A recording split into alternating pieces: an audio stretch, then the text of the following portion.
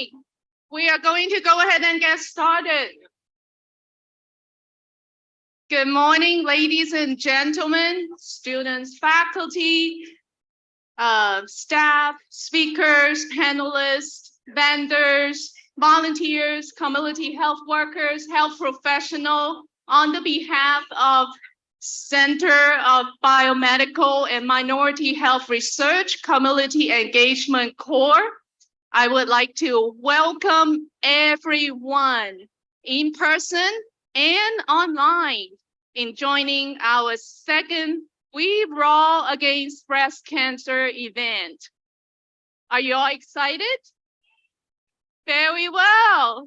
I'm glad to hear. So my name is Ivy Poon. I am a pharmacist and a professor at Texas Southern University. And I also serve as the Associate Director for the Community Engagement Corps.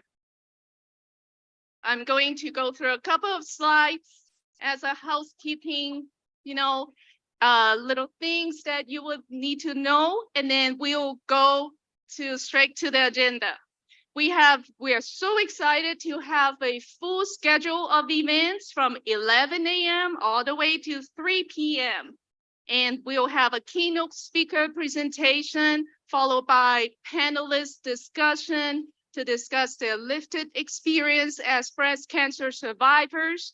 We will have performance by the TSU debate team. We will also listen to a few of our own scientists on TSU campus to discuss about biomedical research. And we have so many things in store today. We are so excited. And finally, we will also have lunch, and we have all these vendors, mobile clinic, and sponsors who come here today. We thank you and thank you. And it's gonna be a wonderful day and beautiful weather too. Today's event will not be possible without our, where is the sponsors nice? Today's event will not be possible without our sponsors. So we thank you, our sponsors. Let's give it up for the sponsors. We also want to thank you for all the vendors who come to set up the booths early in the morning. Give it up to the vendors. Thank you so much for coming to the TSU campus. We really, really appreciate you coming and helping us. So at this time, I will ask Pastor Kola Olaye to come here to the podium and start us off with an open prayer. So Mr. Olaye is the pastor of Dominion International Center in Spring. It is a fast-growing and multicultural church that begins in May of 2010. And his passion is to help people fulfill their purpose in life and develop their relationship with God, get out of debt, and walk in liberty within God, wherein God has set them free. So Mr. Olaye is also the husband of our Dr. Omoniki Olaye, our Senior Vice President for Office of Research and Innovation. So let's welcome. Thank you so much. Good day, everyone. Thanks for having me here. Can we just bow our heads as we pray? Heavenly Father, we thank you this morning. We're gathered here together because we know that you have a calling, a purpose for us. And as we talk about breast cancer and defeating breast cancer, I thank you for everyone who has gone through moments, survived this, those who are going through this. Thank you for the courage to get through them. And I pray, Lord God, that this awareness will create and bring people from all over the world with innovations, ideas, technology to be able to defeat cancer once and for all. Thank you, Father, because you are leading everyone in this place in the direction, not just to be survivors, but to be victors over cancer. And thank you because we're not only going to defeat cancer, but Lord God, we are eradicated entirely. And that's our prayer to you today. And I thank you, Lord, because as we start this program, that you will be with us here. You would guide us, you will speak through us, and we will learn and be empowered to take bold steps, to be ambassadors for you, and in order to encourage other people, to support other people, and to drive every one of us into this moment of being able to live as ones that have there's more than survivors and have eradicated cancers in Jesus' name. Thank you, Father, because we know that you're here and you're with us. And we pray, Lord God, that everything that will be taking place today, we pray, Lord God, that you would take absolute control. In the mighty name of Jesus, we have prayed. Amen. Thank you. Thank you so much, Pastor Olaye. And thank you, God, for making this event so successful, and just so thankful. So a few housekeeping events that I want to go through is in your folder. When you check in, you will see a copy of your agenda, and then you might see a little note card. The note card is for questions and answer session. So we will have a keynote speaker. So if you have any questions, you can write your questions on the note card, and then we'll have a time for Q&A. If you're joining online, you can also type in your questions in the Q&A box. Also, we also would like to hear from you about this event. So before you leave the event, we would like to invite you to complete our survey. A copy of the survey is in the folder as well. And if you scan the QR code in here, it will also link to one of the items is the survey of the event. So you can also complete that through the QR code as well. For those who are joining as community health workers and trying to get CHW credits, you need to complete the CHW survey. So in addition to the event survey, also complete that survey so that you get the 2 credit hours of CHW credit. We'll be live on Facebook. We are live on Facebook, and we encourage everybody to tweet and then to hashtag us using this slogan called "We Raw Against Breast Cancer" to spread the awareness of breast cancer awareness. So at this moment, it is my honor to introduce Dr. Carl Goodman. Dr. Goodman is our provost and senior vice president for academic affairs at Texas Southern University. Dr. Goodman is a seasoned higher education administrator and effective champion of faculty and student success. He joined TSU in July of 2023 from Bowie State University, and with more than 30 years of distinguished career in teaching, research, and services from Florida A&M University College of Pharmacy and Pharmaceutical Sciences. We are so excited for his support, and we are honored to have him today. And let's give it up and welcome Dr. Goodman. Thank you, Dr. Poon. Good morning, everyone. Good morning, everyone. How are you all doing out there today? I want to thank you all for being here, number one. Today is a beautiful day, right? It is very beautiful. We celebrate in terms of we roar against breast cancer. And what I'm looking at the most part about is really education and the community outreach. As Dr. Poon had mentioned earlier, I have a lot of experience in terms of research on the basic science side. But basic science research doesn't mean anything if we're not translating out to the community. And this is why I think it's so important that when I look around here and see so many individuals out here, and particularly I look at just the ladies, who runs the world?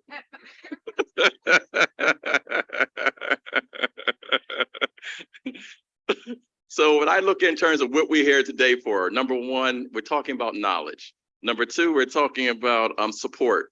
And the last one really is more so about empowerment. And so we have a slogan here in terms of for today's event about awareness, advocacy, and action. And so when I look at knowledge in particular, knowledge we're always talking about, particularly when we look at breast cancer, at least 1 out of 8 women are suffering from breast cancer. It is probably one of the leading cancers as far as we look at all cancer types. And also just knowing that, again, men, also, even though small, also suffer from breast cancer as well. So that knowledge is very important. But then also looking at the support. We know that in terms of the breast cancer, in terms of those who are here today, how many are breast cancer survivors right now? Let's give you all a hand. In addition to our survivors, we all know that we also know individuals who actually have suffered from breast cancer and are no longer here. And so today is really about empowerment in terms of listening to the stories of the women who actually took the courage to fight through the breast cancer they were suffering from. Being advocates in terms of telling others in terms of about taking breast cancer mammograms early on at 40 years or younger, even going older. But again, I wanted to say again, today is definitely a special day. There's a lot of things that are going on, but on behalf of our president who couldn't be here today, Dr. Mary Sires, I bring you greeting on behalf of her, on behalf of our 8,500 students here at Texas Southern University, as well as our 600 faculty and our outstanding staff members here at this great institution. I want to say welcome you all and wish you all a best event as far as breast cancer and how we're going to tackle it. Congratulations for today and wish you all the best again. Thank you very much. Thank you again, Provost. We are very grateful for your support, and we are very excited to have everyone here this morning. Good morning again, everybody. It is such a pleasure to be here. We are really excited to see all your beautiful faces, everyone here, and for those that are online joining us this morning. My name is Veronica Ajewale. I am a clinical pharmacist by training, and I have the privilege to be the director of the Community Engagement Corps here at Texas Southern University, and also the director and the principal investigator on the CPRIT-funded TSU Breast Cancer Screening and Prevention Center. So welcome, everybody. Thank you. Thank you so much. Over the next few minutes, I would give a short overview of what we do in CEC and in the Breast Cancer Center, and then we'll be able to delve into more information from our keynote speaker and from the panelists. I will start off with this slide, showing some of our research efforts, $8.6 million award by the RCMI U54 grant that we received in 2020 under the leadership of our very own Dr. Monica Olaleye. We are very grateful. Thank you very much for your support. Dr. J, Dr. Liang, and these grants basically empowered us to establish the very first community engagement corps here at Texas Southern University. And we started this off in 2020, doing a lot of great work in the community. When we take a look at the community engagement corps specifically, we are positioned to do three things. And those three things includes identifying the health concerns of the community. And that means each and every one of us seated in this place this morning. And also in doing that, we also want to increase awareness about research participation and also disseminate the findings of our research. Like Provost Goodman rightly said, benchtop research would not have an impact if we do not carry it back out to the community, because everything we do on the benchtop ultimately impacts the care that we are giving to the people. And you know what? It takes a village. It is not just me. You see all the faces on there. Several of them are faculty and staff in several colleges in the university. Some of them are our full-time employees. And I want you to please help me to appreciate them for helping us to put this all together. We are really grateful. Thank you. Again, looking a little bit into what we do in the Community Engagement Corps, we work in close partnership with FQHCs, community organizations, faith-based organizations, healthcare systems, industry partners, community members, elected officials, and we have events every month. All of our events are not as big and bold as this, but we do have events every single month. We have outreach events, we have conferences, and we stay very active on social media, mass media, as well as print media. We are an educational institution, so we make sure that we give back to the community, not just to the students, but also ensuring education back to community worker. Like Dr. Poon said in introducing, this session is also going to be provided to community health worker as a continuing education at no cost to them. So these are all the things that we're able to do under this program. We listen, right? There is a reason why God gave us 2 ears and 1 mouth. In us listening, we are very open to receiving feedback from the community so that way we build trust. So we are open to your feedback. Give us a call, send us an email, or complete the survey and let us know what you would like us to talk about in our upcoming sessions. Now, of all the topics that we can talk about this month of October, why did we choose breast cancer? Of course, breast cancer, October is Breast Cancer Awareness Month, like we all know. But most importantly, I want to turn your attention to the graph that has the black box around it. That is showing the incidence of breast cancer among African American men, which kind of stands at number 2, right? If you look at all the other races, and this is an aggregate data over a 4 to 5 year time frame. When I look at this other graph, however, it's very disheartening and dissatisfying to see that African American population is leading when it comes to mortality. And we need to sit back and ask ourselves, why is this the case? Again, I'm a clinical pharmacist. I trained in oncology, and during the course of my training, I saw so many African American women dealing with breast cancer. And I asked myself, I'm like, why? The numbers should not be this way. We need to be able to do something differently. And this was when I joined TSU in 2017, myself, Dr. Uche Ndefo, and Dr. Rodney Onta, we were able to receive our first grant from Susan G. Komen, $50,000 in 2017, 2018. And this is where all of this started, because we said we need to be able to do something differently. We got the grant the first year, we got it the second year, and then COVID came. COVID came, it's like, okay, you gotta pack up, what are you gonna do? You know, a little bit of changes happened, but right in the midst of COVID, the opportunity came for us to write this grant proposal to CPRIT. And when we wrote the proposal to CPRIT, the proposal was due in February of 2021. Little did I know that I was pregnant. I already had 3 children and my husband is here.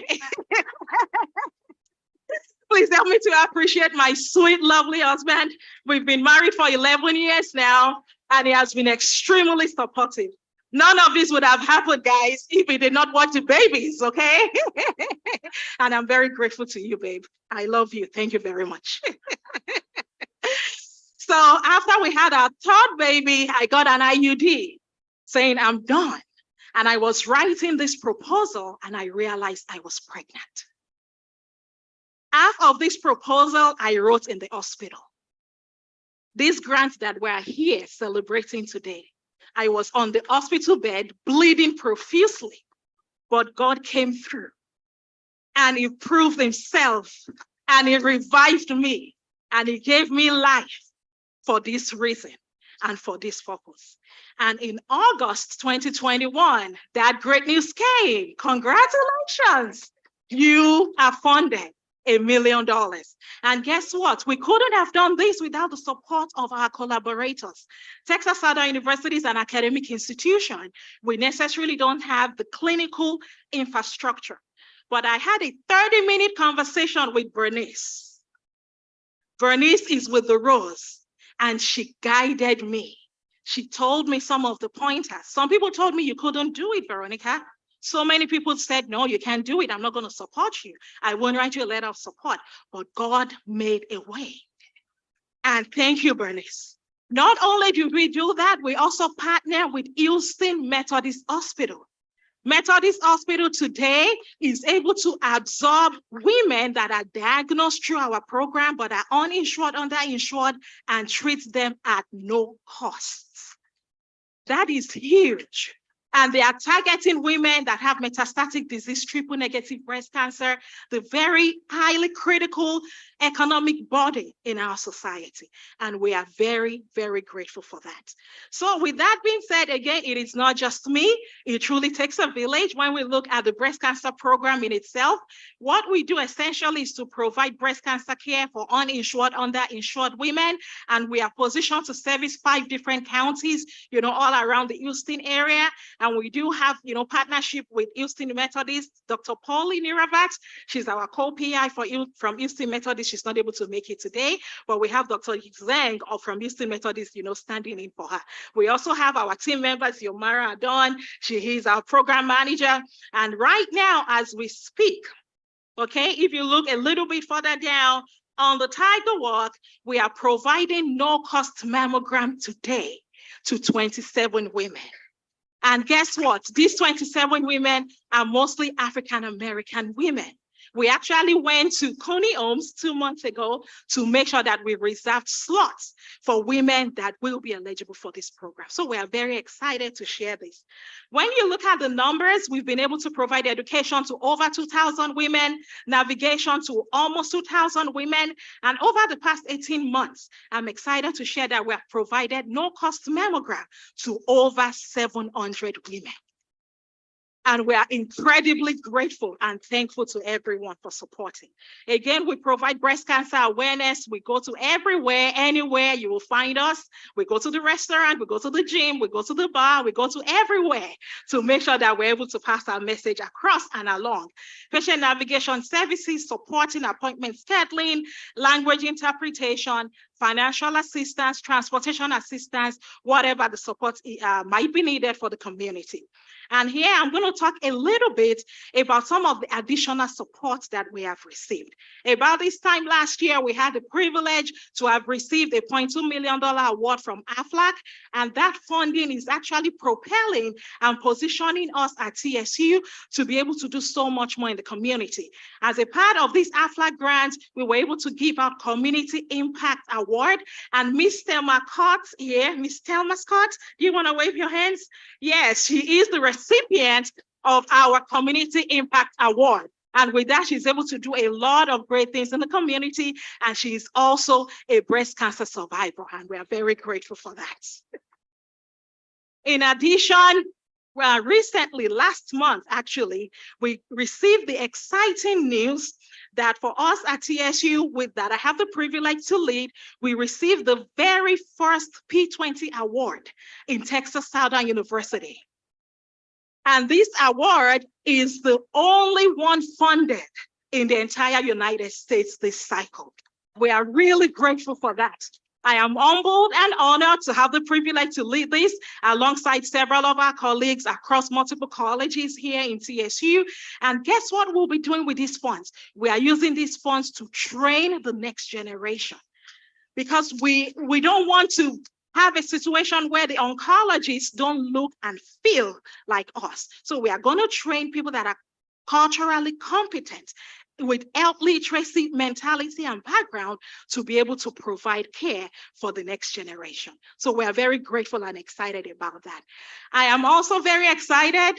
We received this funding through Title III, a little over $1 million to launch the very first mobile unit here at Texas Southern University. Great things are happening at TSU, and this is the season, and we are really grateful. Additionally, as well, when we do a lot of benchtop research coming up with medications, we need to be able to translate this clinical information back to the community. TSU also recently received this award under the RCMI Coordinating Center to establish the very first clinical trial site in the community.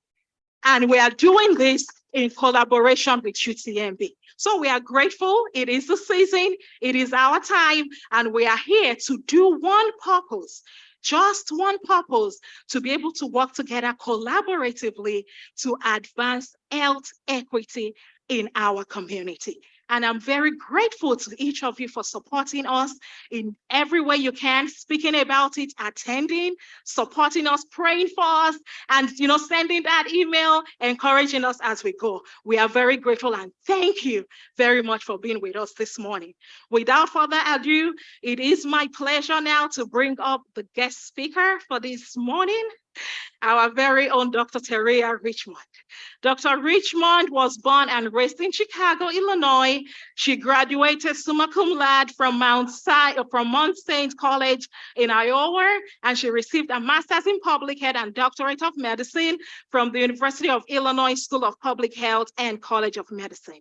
Dr. Richmond has experience providing patient care to uninsured, underinsured patients in Acres Home, MLK Health Center, Bentov, LBJ. She prides herself on providing excellent evidence-based medicine for communities of color.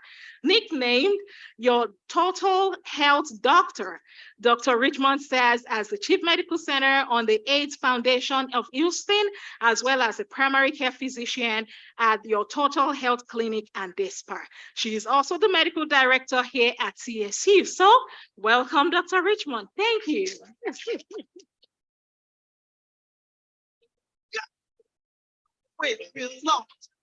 Oh, I went out of my mind. Wait, whoa. Oh, I miss your love. What y'all know about this? Come here. So I was sitting here just waiting to prepare to speak, and that song came on, and y'all excuse me if I get a little teary-eyed, but it reminded me of my grandmother, Geneva. And Geneva was a breast cancer survivor. She was diagnosed at the age of 42, and she's no longer here with us, but Marvin Gaye was one of her absolute favorite artists. So it reminded me again of why I'm here today and how I got here today. So thank you, everyone. Thank you, Veronica, for having me. I am known as your total health doctor, and I get down to what is called the kitty gritty. I made that up, y'all. And so I like to be very open and candid about our healthcare, because I feel like in my experience that a lot of times the doctors, and I am an MD, the doctors don't have these real conversations with our patients and with our community. So that's why I'm here. That's why I do what I do. And so I know we talked about breast cancer survivorship, but it's really about breast cancer thriving. It's about breast cancer living and being vibrant. And so when I have patients who I've diagnosed with breast cancer, a lot of times they feel like it's a death sentence, and that's not true, because we can live, we can thrive, and we can be our best with, and I'm going to be speaking about why it's important to screen. With early screening and detection. So again, we've already learned about me and who I am, blah, blah, blah. That's important, but it's not as important as the message for today. So this is my family, and Dr. Veronica, I appreciate you acknowledging your husband, because I always like to acknowledge my family. This is my husband, Jack, of 18 years, and my sons, Jackson and Jazz. And without them, I wouldn't be able to serve the community and be able to stand in front of you all today. All right, so breast health. We saw some of the statistics. We saw how breast cancer unproportionately or disproportionately affects the African-American community and women. So I'll share just a couple of stats. 13.2% of women born today will be diagnosed with breast cancer at some time in their life. That means that 1 in every 8, as Provost mentioned earlier, women will be diagnosed with breast cancer. Now, why is this important? Why are we talking about breast cancer? Why did I bring up myths and misconceptions? Because there's so many. There's so many myths and conceptions about breast cancer and breast cancer screening. Who should be screened? Who shouldn't be screened? If I don't have a problem, then why do I need to go? I am the physician advisor with Angels Surviving Cancer. They're here. Hopefully you all will stop by their table.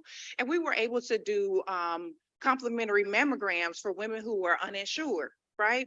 Many of those women at some point had been insured, maybe lost their job, but had not had a mammogram, had not had a clinical breast examination in years. I mean, years. And even some of my insured patients who are coming in for their well woman, some of my patients had not had a mammogram, had not had an ultrasound, had not had any breast examination in 5, 7, 10 years. And some of them actually ended up being diagnosed with breast cancer. And this is why early detection is key. For women of color, breast cancer is more likely to be fast growing. It's more likely to be a higher grade, means that when we find it, it's already gone too far. A lot of times with treatment, when your breast cancer is responsive to hormones, you tend to do better. But a lot of our cancers that we're finding in our breasts are actually negative, and so it's harder to treat and it's more aggressive. Also, keep in mind that with early detection, that means that you can, as we saw earlier, we see that we experience more mortality. That means that you can not only live longer, but you can live better with early detection. And that's why this is so important. Now, we used to say that you need to do your breast self-examinations every month. Well, that's not necessarily true. You can do it quarterly. If you're still having a menstrual cycle, we recommend that you do it 7 days after your menstrual period, just because the hormones can affect your breast tissue. But then also, if you're not menstruating, every few months, I have patients who say, well, I don't know what I'm looking for. I don't know what I'm feeling for. But I think this is more about knowing your body. And so if you're consistently checking yourself, you'll notice when there is something different. There's something that's not what you felt, a few months ago or last month. So it's really important to take take control of your health and do your own examinations. And if you find something and you go to the doctor and they brush you off, please, please, please consider advocating for yourself. Consider getting a second opinion. That's totally, totally okay. I know a lot of in our community, a lot of times it's thought that the doctor knows everything and don't question a doctor. Well, we don't know everything. We get a lot of education, but a lot of what we understand and what we know about your body comes from you, right? So we take our knowledge and take your knowledge and put it together and come up with the plan. If you're not getting that, please go somewhere else. And if the doctor is easily offended, well, they probably wasn't your doctor anyway. Okay. So how to do a breast self-examination. Again, I told you about the timing, but you can do it in the shower. You can do it lying down. Make sure that when you do your examination that you not only cover the breast tissue, what you think of as the breast tissue, but you also check in between the breasts because there's breast tissue there, and then under your arms. Sometimes breast cancer may not present as a lump or a bump in your breast. It may present as a lump or bump under your arm. Okay. So we talked about breast self-examinations. Another way to get screening is to have a clinical breast examination. That means that when you go to the doctor, I had one of my patients tell me the other day, she said, well, have you done my annual? Because I haven't taken all my clothes off. For your physical, for your clinical breast examination, for your physical, you really actually should be taking all your clothes off. And it doesn't matter, how old you are or whether you having sex, none of that matters. The most important thing is that you get a head to toe physical. And a part of that is your actual breast examination. If the doctor, and I love my fellow peers, I love my fellow doctors, but if the doctor has not done your breast examination, then you need to be looking for another doctor. When you go for your physical, it should include a breast examination. Even if you're not doing your well woman examination, for your physical, a breast examination should be included. That's really important. So the other part of this is a lot of times we telling the doctor, I don't need that. Well, you actually do. There's recommendation and guidelines that guide us on what we need to have done. And again, that doesn't mean that you don't advocate for yourself, but I do ask that when a doctor says, hey, get undressed, don't clutch your pearls. Okay, all right, we got to have a full physical examination, okay? And then finally, your imaging, your breast ultrasound, your mammograms is so, so, so important. So I put up a slide about 10 myths. So one of the myths about mammogram is that it actually gives you breast cancer. Have y'all ever heard that before? Y'all, that's so far from the truth. I don't know who made that up. Now, there's another myth that the mammogram hurts. Well, I had my mammogram. It kind of is uncomfortable. It's not the most comfortable examination, especially for women of color, because we tend to have more dense and heavier breast tissue. And so they do that so that they can get really good views, so that they can get adequate pictures of your breast, so they don't miss anything. So try to be patient and get your mammogram. Allow them to do all the views that they need. And again, I know it's uncomfortable, but it's so necessary. Okay. All right, Robin Roberts. I'm gonna skip past this slide. It did not come out the best way that I thought it could. However, with Robin was one of the faces of breast cancer that we got to see on TV. We got to see her go through treatment. We got to see her lose her hair. But what else have we got to see Robin do? She got married and she is living her best life. She is living her best life, right? So this is so important, again, to make sure that you get your screening, but because it can have an effect on how your life, how well you live your life and how long you live. All right, so y'all gotta mind your business and mind your health. Make sure that you're doing all the things. And so there's different ways that we practice medicine, right? So there's prevention, where we do things to prevent disease. So we do things to stop disease from happening. So I'll ask for a little bit of audience participation, and I know y'all will be able to ask me a couple of questions. What are some things that we can do as far as prevention? Self-examination. So self-examination is actually a screening. You're checking. That doesn't stop it. So some things that you can do to help prevent breast cancer are like diet. And so, I'm sorry, breastfeeding, nursing. Yeah, that's good. I remember I was nursing my son and my grandmother asked me, well, why would you do that? But it was healthy for myself and for them actually. But yes, breastfeeding, no smoking, limiting alcohol. I know that's kind of hard to do, right? But limiting alcohol, it's not. For some people, it's hard to do. Limiting your alcohol intake, absolutely. Exercise, yeah. And then not consuming too much sugar and fatty foods. But that doesn't mean that if you do so this is the other myth, that if you do all of those things, that you still may not be diagnosed with breast cancer. So we still want to do those things, but keep in mind, but that's a myth that if you do all the right things, that you may not be diagnosed with breast cancer, right? But those are things that you can do to help prevent. I love it. I love the feedback. Okay. All right, so we talked about diet, we talked about exercise, we talked about weight management, minimal alcohol intake, and no smoking. Prevention is key. So prevention, then we talked about screening, so doing your examinations, getting your getting your mammograms, your ultrasounds, and really following up with your health is so important in screening and detection. And then of course there's treatment. All right, another myth is that young women can't get breast cancer. And I've seen it. I've diagnosed a 32-year-old young lady with breast cancer. So I would encourage, again, we don't recommend mammograms per se at 20 or 30 years of age, but keep this in mind. If your mom, or like me, my grandmother was diagnosed at 42, so I could technically start getting mammograms at 32 to just kind of check early on, screening early to see if I would develop. And then there's also blood tests as well. But just because the blood tests come back negative or they come back positive, that doesn't necessarily always mean that you would develop breast cancer. All right, so we talked about clinical examinations. You all, I am the Texas Southern University physician.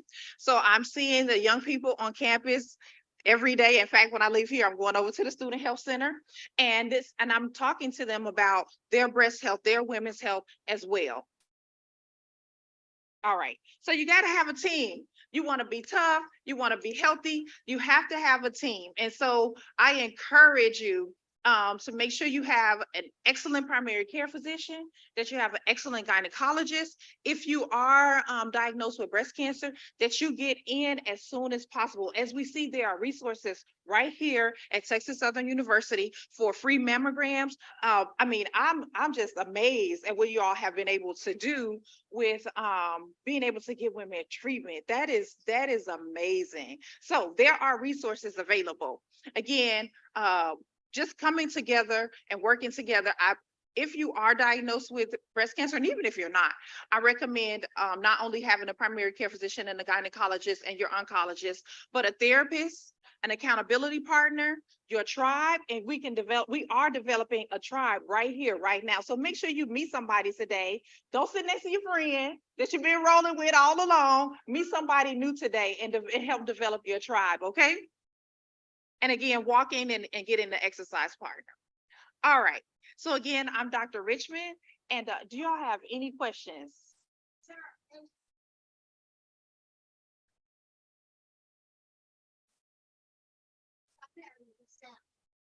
So stop having a breast examination? Yeah.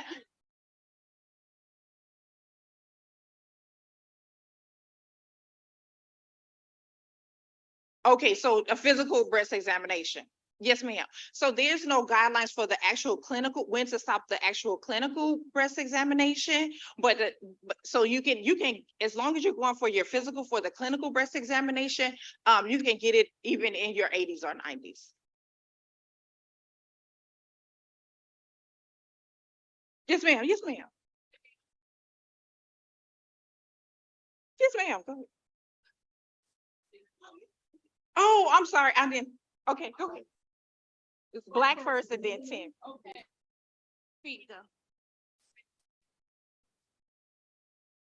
Breast cancer and, done had the treatment and the breast removed and is doing well.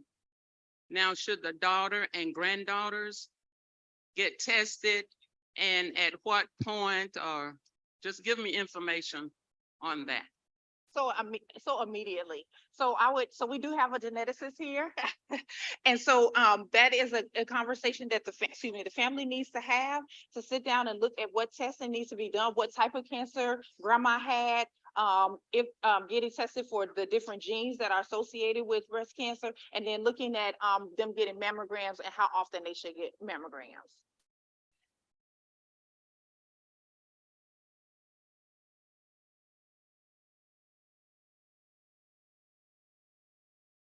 Yes, ma'am. Oh, yes, ma'am. Okay, this is kind of a twofold question, so I hope you can understand what I'm saying. Can you hear me? Yes, ma'am. And can you understand me? Okay, all right. Oh, excuse me, I'm sorry. My question is, one of the reasons you said that African Americans, we have died from breast cancers because of the diagnosis, but the point of it is that because our breast tissue is thicker, a lot of times it's not seen even when that is being done. But I read that there is now medical treatment or some type of machine or something that has been developed that will also work with that, that has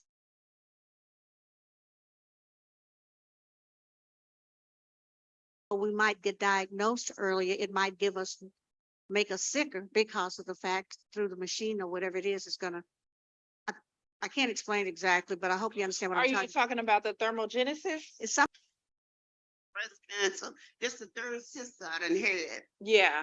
So know? this is just from my own experience. I think that a lot of times we have for Black women, we want to be able to show that we're strong, that we're not susceptible to different disease process. And some people just want to keep it to themselves because they want to live a certain way and That's right. That's not, so that's why we need to have those conversations, right? I was just talking to one of my friends about how culturally, a lot of times we've learned that what happens in this house stays in this house. And so a lot of it is cultural. So we have to have those conversations. And I know you can't like bully your family into going to their appointments and things like that, but maybe it might be just asking those questions.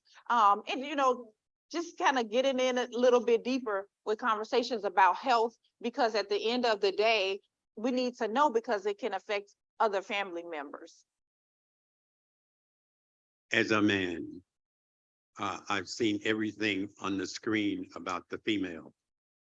How do a man examine himself to know that there's something different? Oh, thank you so much. What's your name?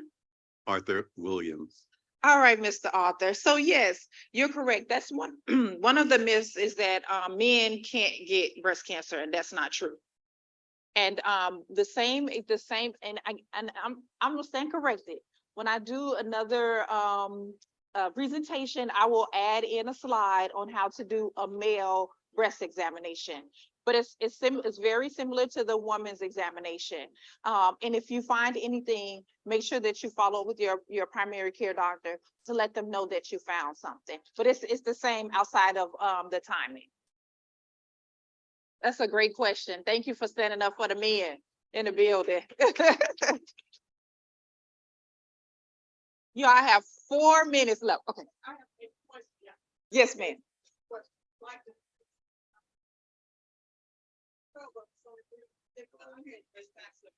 One of my sisters passed from breast cancer, and my 80-year-old sister just passed December, so I'm going to have another test, genealogy test for my baby sister, and also to see if it's hereditary. I've already had one, but the one that passed, they said no, it was not hereditary. So I'm going to have another because I'm healed 18 years.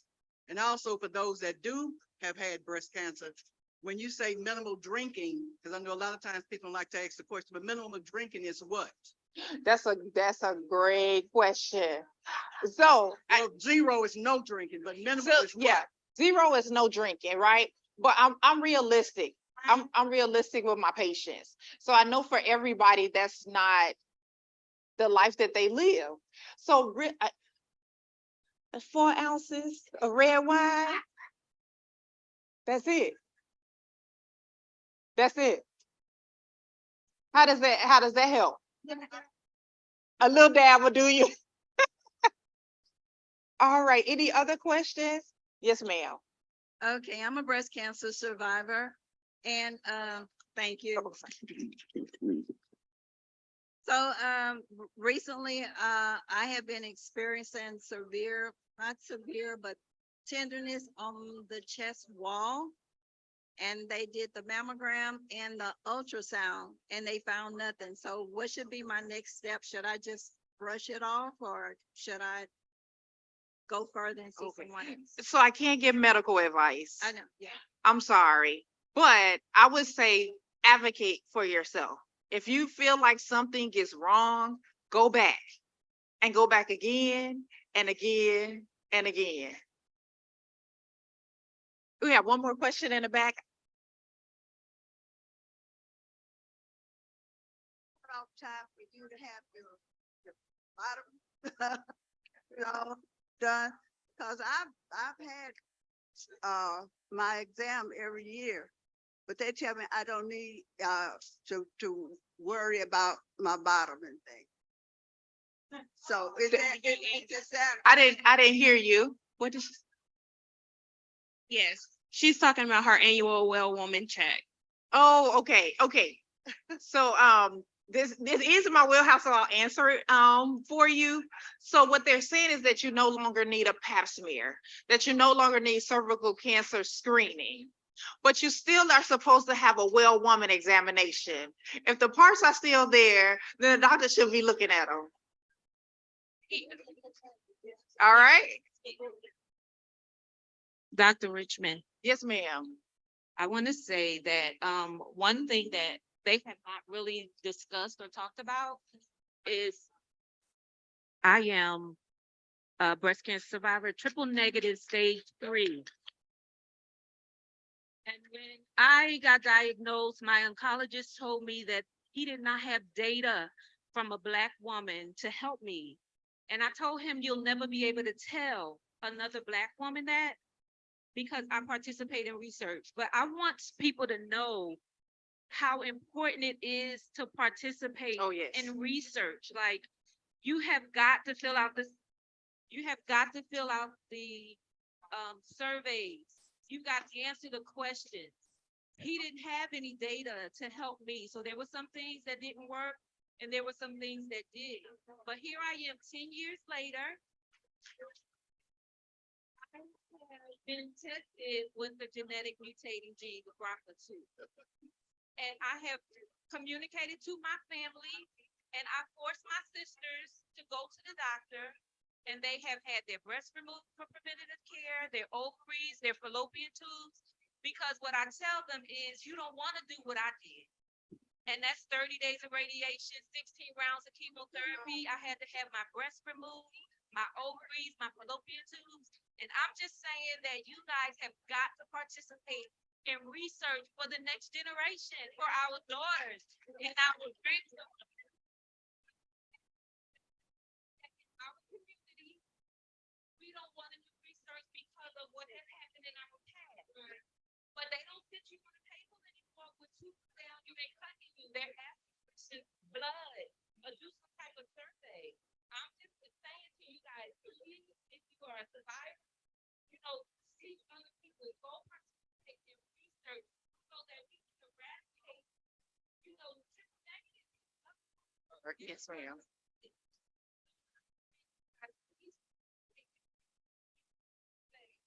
Advocate for the younger generation that is coming behind us. Thank you so much. I think that closes us out. Thank you so much for your closing remarks. And that's so, what she said is so important. Because the participation in research could just be, like you said, a survey. It may just be a blood draw, but we need more information. So please consider, if you haven't, please consider participating in clinical trials. I think my time is up. Thank y'all so much for being so fabulous. I appreciate you.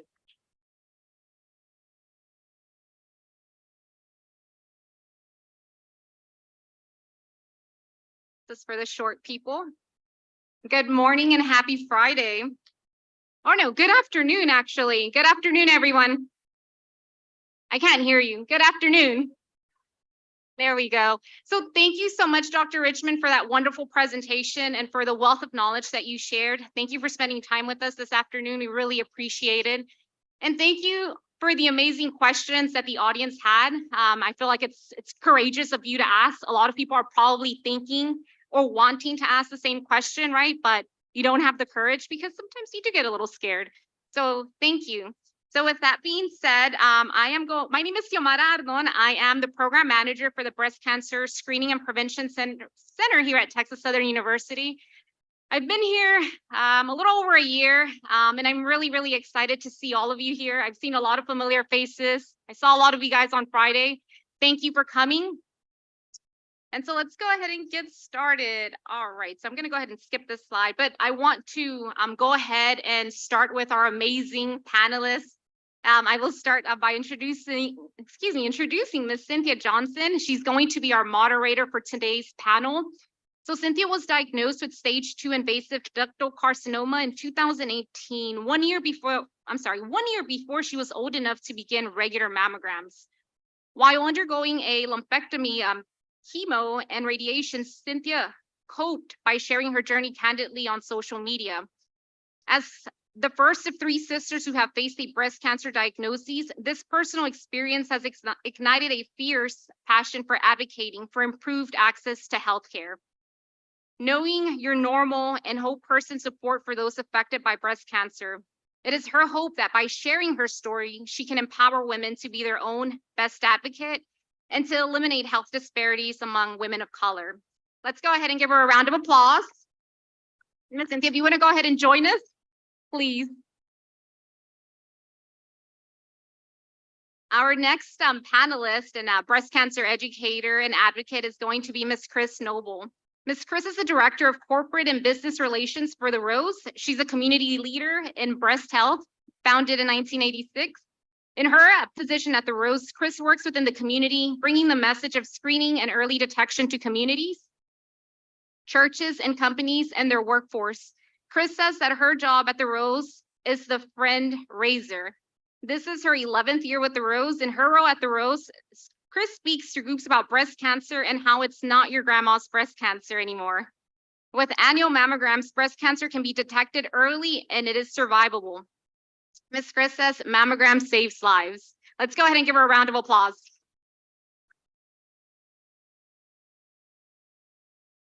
I love the jacket too. Our next panelist is going to be Dr. Sun Kai. She's a breast oncologist and advocate. Dr. Kai is a breast oncologist at Houston Methodist Neo Cancer Center.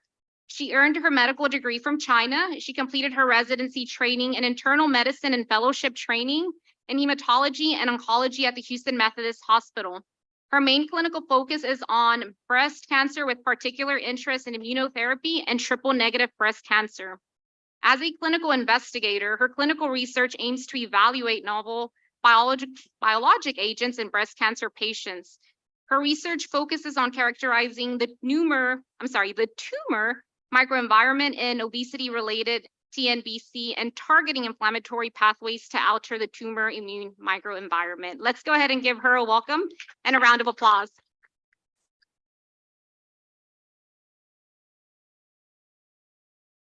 Our next panelist is going to be Ms. Marisol Guerrero. She is a breast cancer survivor and a breast cancer advocate. Marisol Guerrero is an 18-year rare breast cancer survivor, diagnosed at the tender age of 24. She is the mother of 4 children, ages 6 through 22. She's a wife, a daughter, a sister, and a full-time executive assistant and office manager.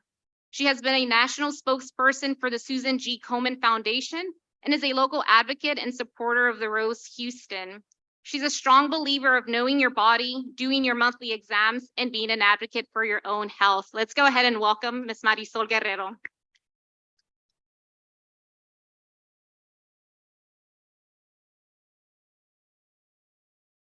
Thank you. And last but not least, Dr. Shalita Anderson. Dr. Shalita Anderson is our panelist for today. She's also a breast cancer educator and advocate. Dr. Shalita Anderson is an oncology certified nurse with more than 2 decades of successful experience in healthcare, leadership, and nurse empowerment.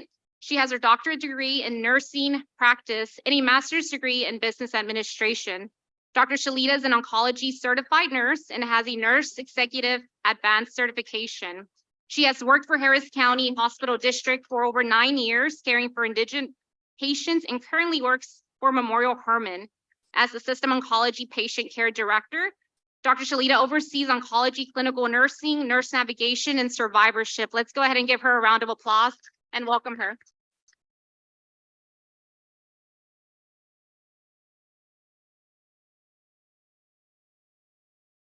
Okay, so the sun was hitting that chair. Thank you so much. And I will let you guys work your magic.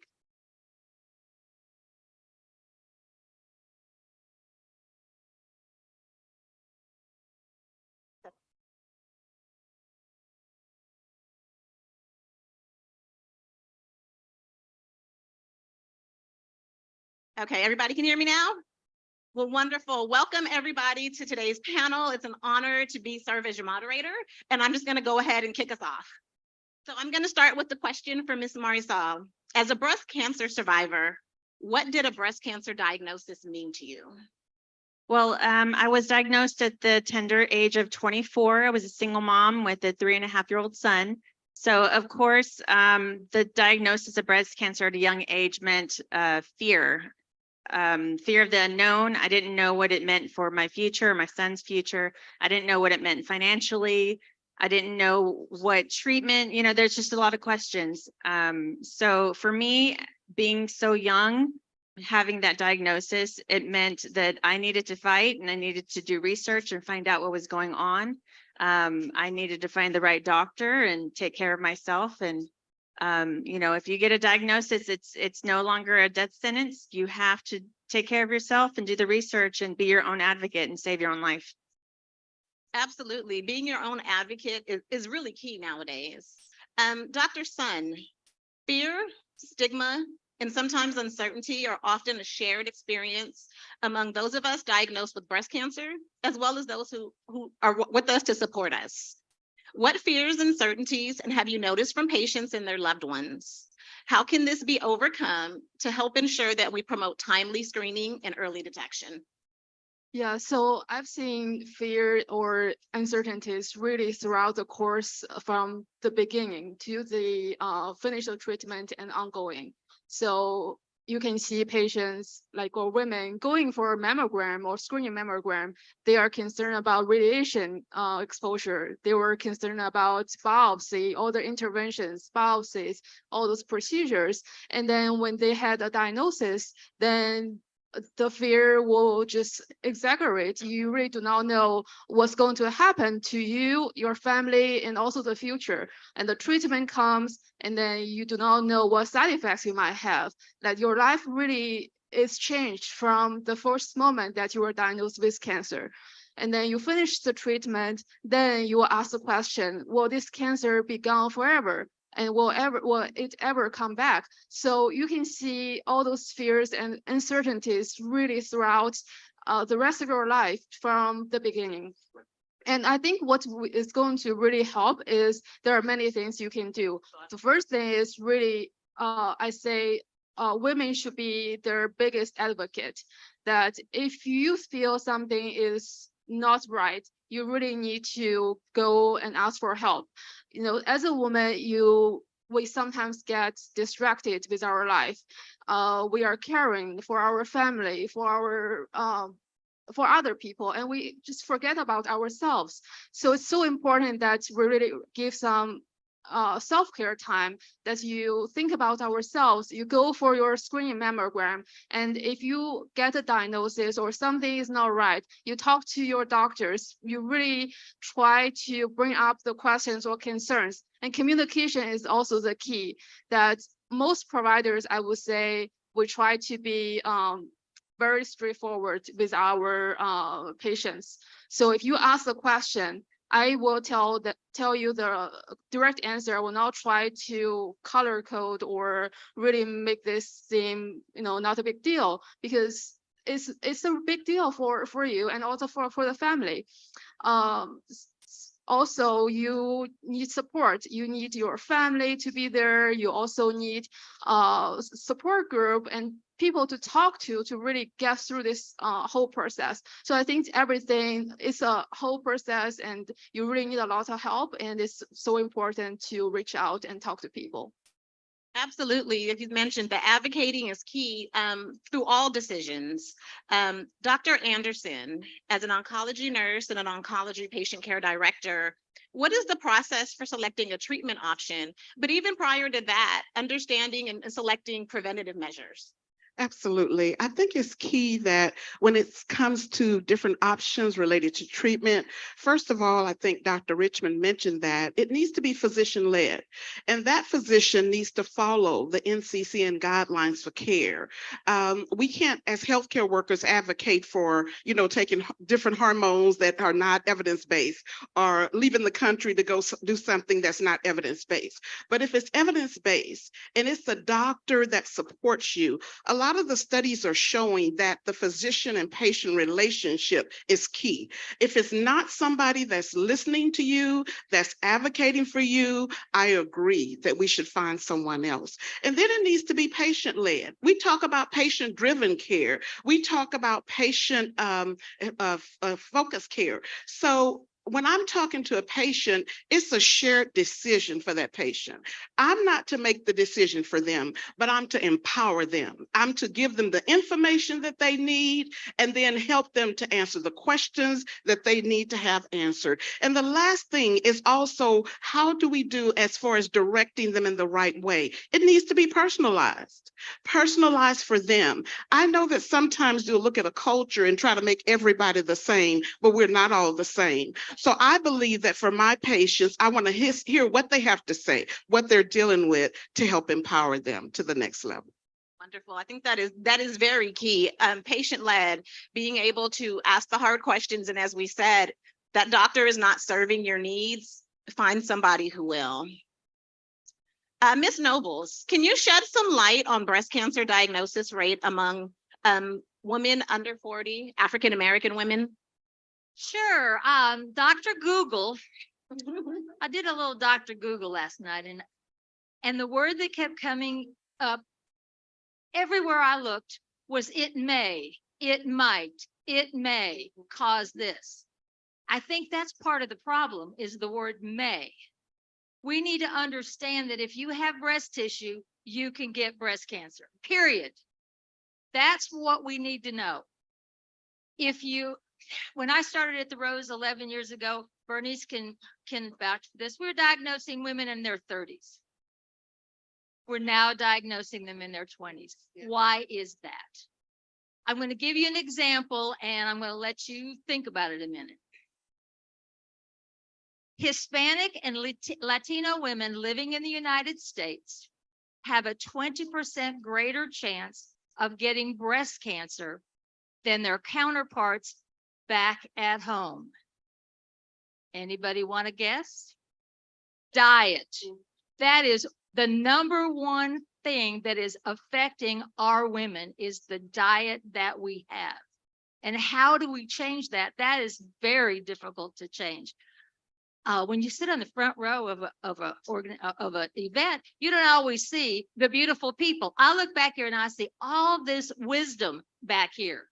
We have got to get you ladies to share this with that younger woman. That's part of it, part of what's happening. But mostly it's environmental and it's our lifestyle and our diet. And I think last year we saw a woman or a girl 10 years old. The youngest was 10 and the oldest was 95 or something like that. So if you have breast tissue, which every man in this place has breast tissue, all the rest of us do, you're at risk to get breast cancer. Thank you. Dr. Anderson, as a follow-up, what barriers have you observed among African-American women as it relates to mammogram screening? How can you and how can we motivate ethnic minority women to prioritize the time to get their health screenings, especially mammograms? Absolutely. When I look at that, and I'm out in the fields, in the community, because that's very important to me.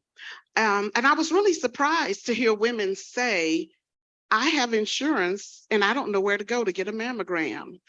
That was shocking to me. I heard somebody go, it shocked me to know that all of our large organizations are out there. We're working and everybody's doing an awesome job. Absolutely. But there's still women out there who are saying, I don't know where to go.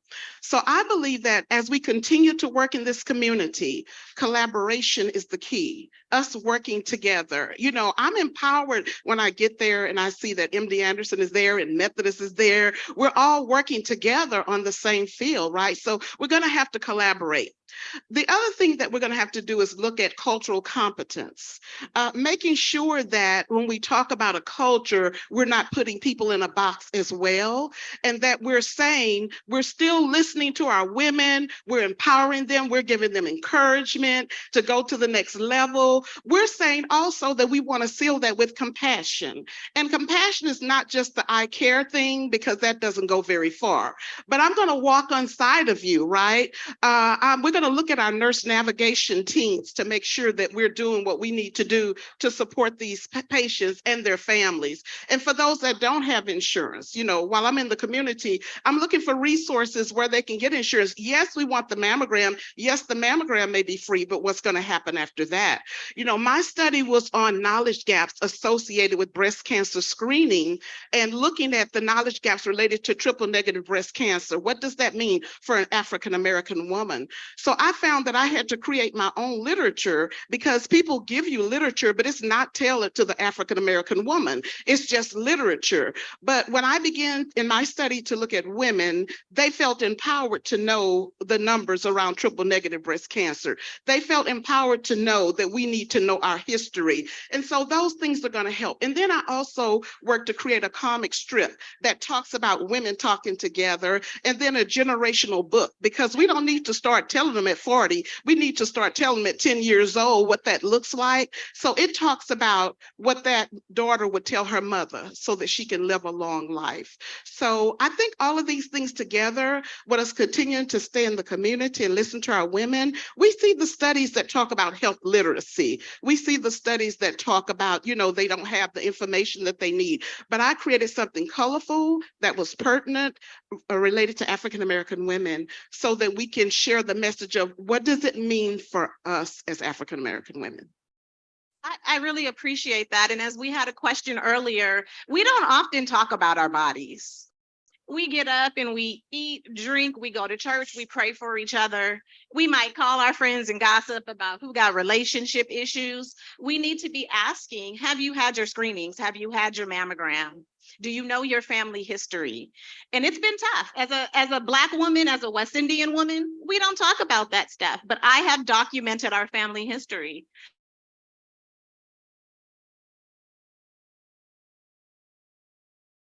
Day. Touch yourself, know yourself, go to the doctor and talk to your friends about it. And that's really key. And until we start having these conversations, we will continue to suffer in silence.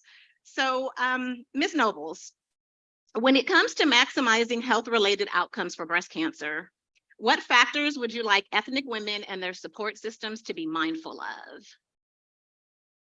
Okay, I want to tell you one statistic that gets sometimes left out because we talk about a genetic component to breast cancer. 85% of those diagnosed with breast cancer do not have it in their family. That's a big number. So those of you that don't have it in your family, we don't get a pass because we may be the first. You've already heard diet, exercise, alcohol, restricting alcohol. We didn't say smoking, but smoking is bad for you from head to toe.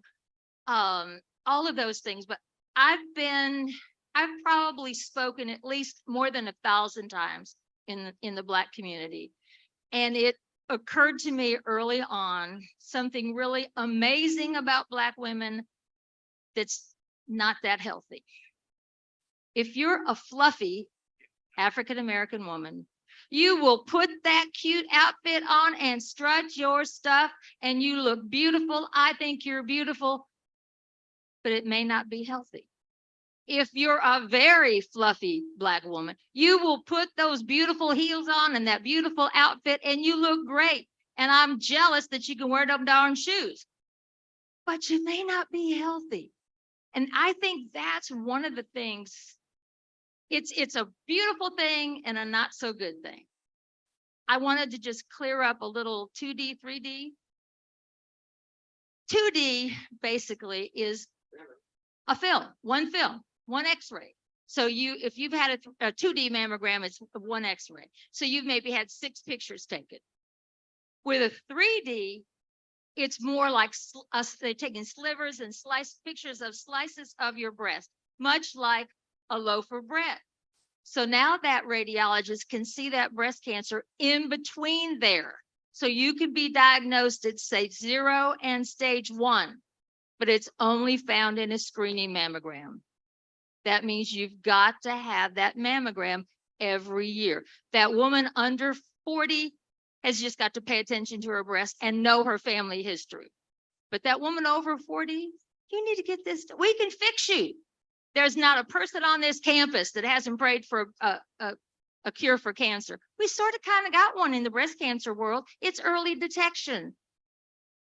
It's time for us women on this planet to take up the gauntlet of our health. It's time. And I see all these seasoned folks there. They're going to do this for me. I'm pretty sure. I see them shaking their heads at me. Okay, I'm done. I really appreciate that follow-up to the 2D, 3D question as well. Dr. Sun, so good lead in here. Is breast cancer truly preventable? What is the role of preventative mastectomies among high-risk women?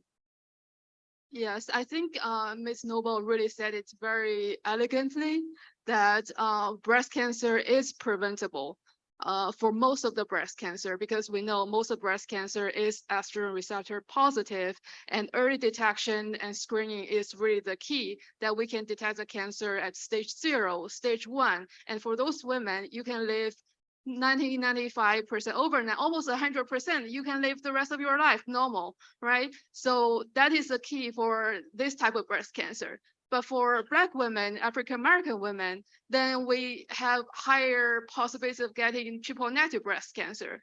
And those happen in younger women, and also it can be developing in between your mammogram and tend also to be more aggressive. So then it comes to what we can do to really prevent this type of cancer. And Dr. Richmond said it very well, that you exercise, you eat right, you maintain a healthy weight, and you also talk to your provider if something goes wrong. So that is really the key for us to prevent triple negative breast cancer. And then for women who really have a strong family history, or if you got diagnosed and then you got tested with genetic testing, and we found that you have BRCA1 or 2, then double mastectomy is also very preventable for the other side of the breast cancer. And also for your family, they also need to be tested. And in that case, if they are positive and they had double mastectomies, then 95% of the chance they will not get breast cancer in the future. So yes, it is preventable, and we need to do everything we can to prevent this because it's really life-changing. Ms. Marisol, knowing that early detection saves lives, what advice do you have for family members and loved ones to encourage women to screen for breast cancer? Well, for one thing, don't wait until October to start thinking about yourself or your breasts. Breast cancer can show up all throughout the year. So take care of yourself, and specifically to women. Oh, that's loud. Specifically speaking to the women, we tend to take care of others before we take care of ourselves. So yes, continue to take care of everyone else, but take care of yourself first. If you're not here to take care of your loved ones, then who will be? Breast cancer does not discriminate between age, sex, race, or religion. Anybody can get it. And so my advice would be to do your monthly exams. Start early, know your breast, know what your body's telling you, know your breast tissue, especially those of us with dense breasts. So know your body, do your monthly exams, and that in itself can save your life. So my name is Huan Shay. I'm a professor of pharmaceutics here at the College of Pharmacy and Health Science. So I have been doing mostly cancer research for drug discovery and development. And we do a lot of formulation study, which means we will package the drug in certain way and give to the patients. Of course, we're more towards to the basic research, which means everything happen in the lab setting instead of later stage going to the patients. So, but still we have done a lot of cool stuff. And I want to highlight one of a specific project. We are collaborating with MD Anderson through this program called CIPRIT, which is support by Texas. It's Cancer Prevention Institute and Research Institute at Texas, CIPRIT. And this particular project is conducted by our Center for Comprehensive PK/PD and Formulation, and as well as the Institute of Drug Discovery and Development. So we have this particular collaborator. We also call that user because we provide services. Dr. Ling is a principal investigator from MD Anderson. He has a novel NOX inhibitor called R14. This particular compound or drug is for triple negative breast cancer. And what we do is they have this drug, but they don't know how to give to the patients in the future. So we are developing an oral dosage form for this R14. So some of the animal study can be done at this stage, because we don't want to give to the patient, to the human at first, right? So we always go through the animal first. Those are mice or rats. So we are conducting those study in small animals, and we also need to know if the compound will be stable in the blood or in the human body. If they're not stable, there's no meaning to continue developing because it will be gone within minutes, right? So they cannot give the effect what we want it to be.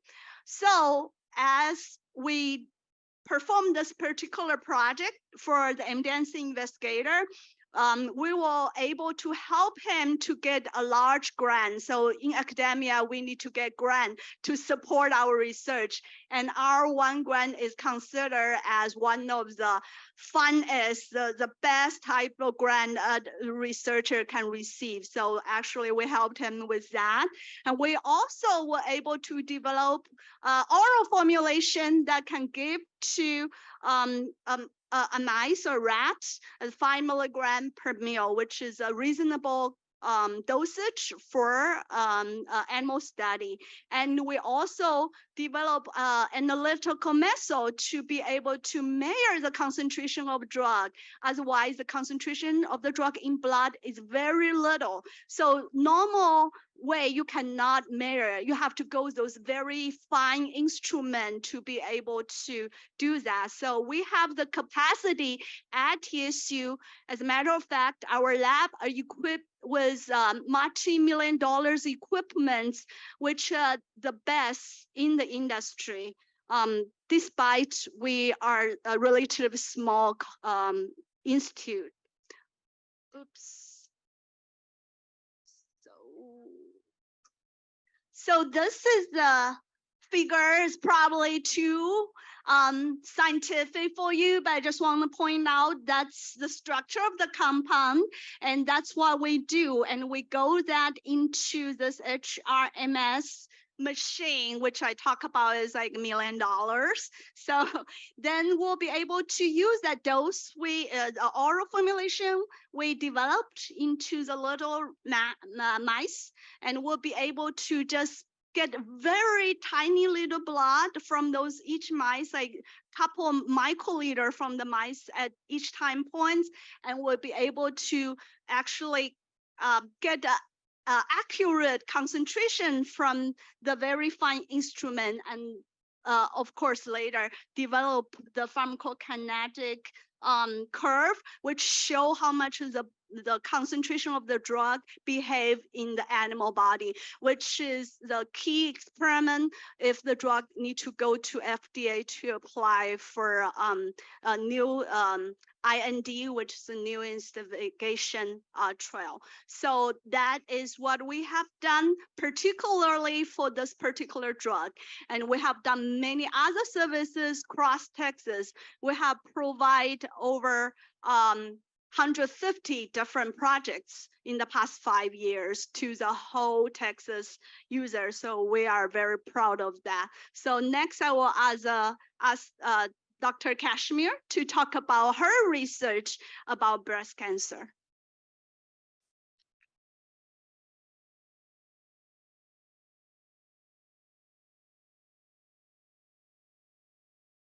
Good afternoon, everyone. Honestly, I have to say this is very humbling to stand before you. So I'm an associate professor here in the Department of Biology. So I am the one that is teaching your daughters, sons, nieces, nephews, cousins, anyone who has affiliate. I'm that basic researcher that was talked about in the beginning. So split time between teaching students. I am the lab rat, I would say. Today, I just wanted to give first kudos and acknowledgement to the team for organizing this event, but I also want to definitely give credit to the CBMHR crew. I started here with no funding, no lab, nothing. And through the support of them, I was actually one of their first pilot project recipients, and it allowed me to be able to continue the work and to be able to apply for more funding, which I was able to receive through the NSF. So I definitely want to thank you for your support and to know that we are all working together. So no, I'm not the clinician. No, I'm not the advocate. I'm just trying to all, work to help with this. I'm going to give you just like the biggest overview, and I think I'm going to just put it in one slide. That way we can kind of keep things going. So we all know, we've already heard about the statistics with breast cancer. So one of the major questions, or one of the major things that we're still trying to address, is tumor relapse. And one of the major issues with that is because breast tissue of these cells is a very heterogeneous population. It is not the same throughout. So coming up with treatments that are going to be suitable and effective have been the kind of tricky part. In my lab, I study a kind of a unique population of cells known as cancer stem cells, or CSCs. And these cells are a little bit finicky because they're low cycling. That means they don't divide very rapidly. And most of the treatments that are given often target rapidly dividing cells, which is what cancer is. And so these cells are able to evade those types of treatments, and then that can possibly lead to relapse, which is a problem. So in my lab, we're trying to understand the molecules within the cells and the tissues that control this.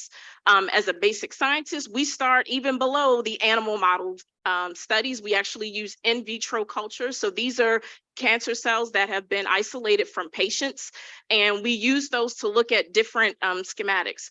I actually look at one particular protein known as P27. It's a protein that controls the ability of cells to divide. And we've noticed that, and I'm not going to show you that data for essence of time, that protein seems to be really elevated in these cancer stem cells, and that may be a potential biological marker. So in our lab, that's what we're doing. And I wanted to just kind of preface by saying, and it's already been commented earlier today, that it's really important to educate your entire family. And I'll just give a quick example. So one of my classes, I asked my students to give a talk about whatever they wanted related to biology. And there was a student that actually got up and talked about breast cancer. And she chose it because she said, well, my mom has it, my grandmother had it, my auntie had it, there was another cousin that had it. And at the end of her presentation, another student asked her, well, are you scared, or are you going to get treated? And she had such a casual attitude about it, which gave me the impression that that conversation did not happen in her family. So even though I'm a basic scientist, and I'm also trying to use that as a platform to talk to our younger people, they are not invincible. They're not thinking about that right now, but these conversations need to be had on both ends. So that's just a quick overview of what I do in my lab, and I thank you all for your support.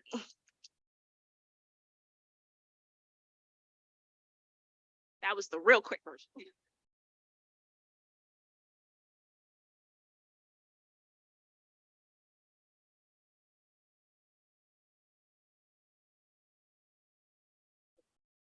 Hello, everyone. I have to say, this event is really special for me because last year, my mom, at the age of 80, she was diagnosed with breast cancer, and on both sides. And I remember doctor said that both sides are not related, and she got all mixture of the breast cancer subtypes, the lobular, the ductal adenocarcinoma, and also the carcinoma in situ. So we actually went through a very stressful time, but now she received the surgery, and then she's taking tamoxifen. I believe many of you are probably also taking that, and she's doing well at the age of 81. So by God's grace, I really feel grateful of that. Let me just spend a little bit of time to talk about the research that I'm doing right here at TSU. It's actually a continuation of the project that I did at MD Anderson. So this project is about the genetics mechanism under breast cancer driven by a protein called P53.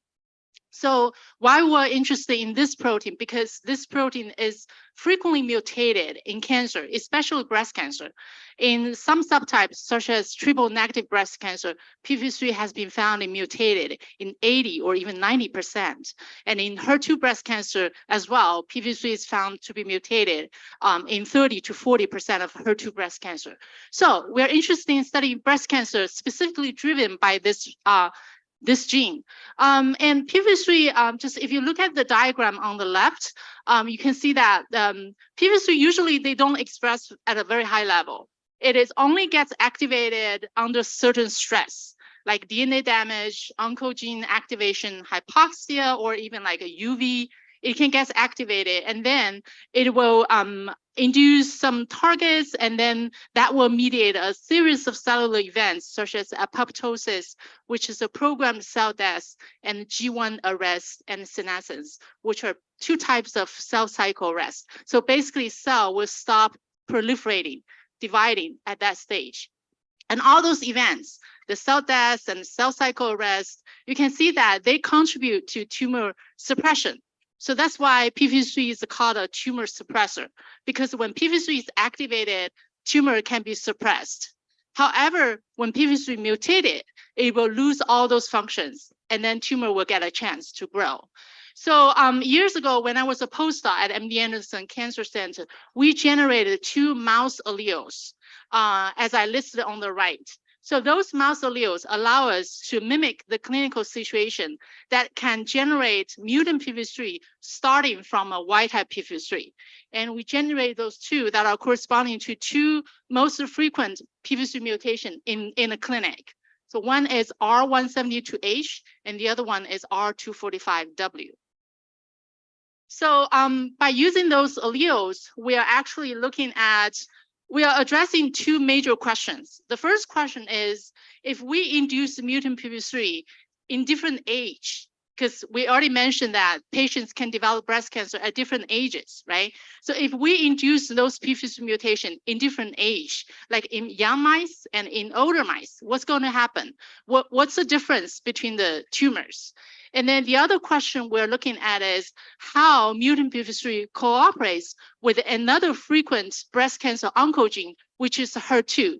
You probably heard about it. HER2 is another major subtype of breast cancer. So we want to learn how mutant p53 cooperate with HER2 when they are in the same cell or when they in our different cells. So that's the direction I listed on the right.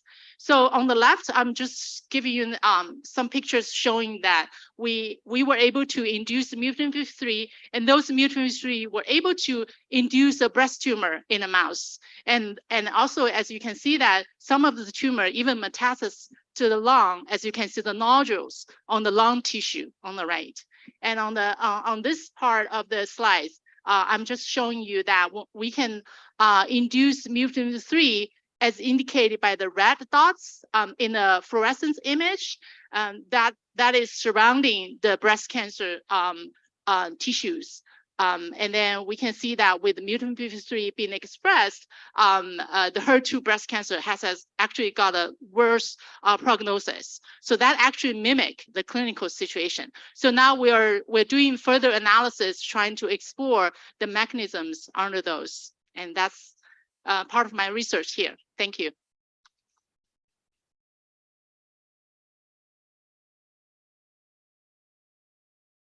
Thank you so much, Dr. Chung. And so next we will have Dr. Lorna McNeil. Dr. McNeil is a professor and chair of Department of Health Disparities Research at UT MD Anderson Cancer Center. And she's going to talk about the goals and overview of Texas Health Equity Alliance for Breast Cancer. Yes, thank you so much.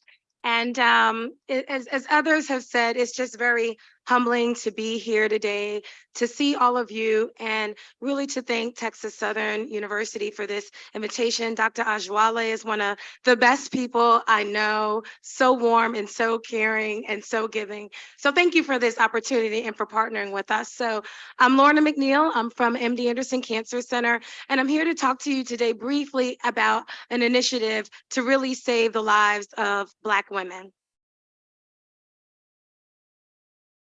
So Black women have been dying of breast cancer since the beginning of time.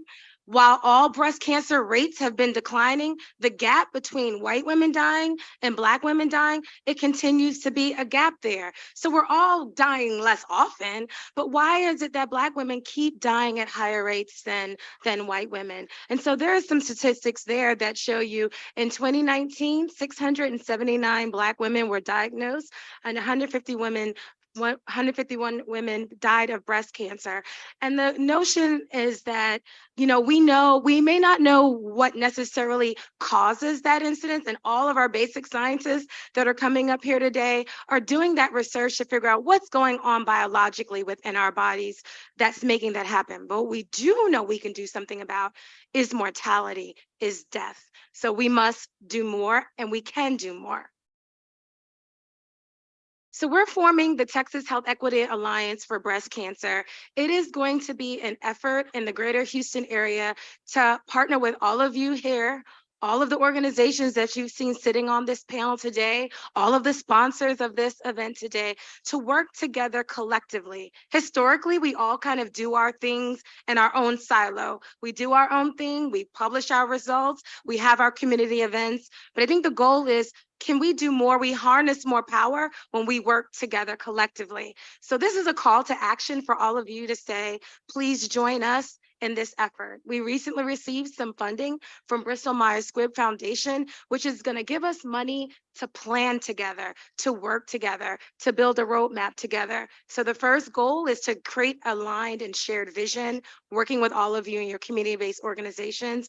As others have said here today, tell us what you need, tell us what's happening in your communities. Let's see if we can collectively work together to do something. We're going to use data to tell us where to go, what Black women are suffering most, where are they living in the greater Houston area, and what greater resources do they need. And then we're going to implement that we know already works: more patient navigation, more screening, more remote mobile mammography vans, and focusing on social determinants of health. So these are some of the initial partners that are working together on this initiative, but we need more of you. I would love to see more logos of organizations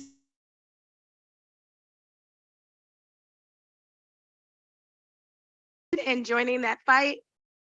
I think here is an email address where you can reach us. The MD Anderson table is also at the back. Sign us and let us know that you want to work. We have funding available for your organizations to help fund the work that you're already doing and to be able to reach more Black women. Thank you.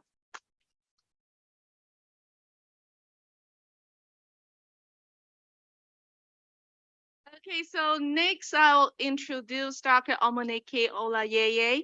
She is, let me go to the next slide. She is professor in pharmacology right here at Texas Southern University, and she's also senior associate vice president for research and innovation at TSU. She is the principal, one of the principal investigator for this program, what we are having right now. So she's our boss for CBMHR. So let's welcome Dr. Olayeye. Thank you.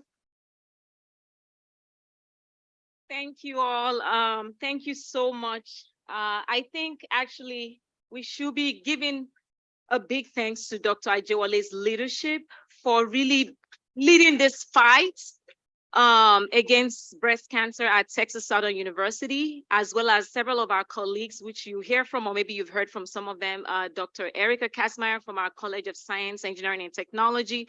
And Dr. Poon, thank you so much. She wears so many hats, like pretty much on all our grants helping us. So we're really blessed.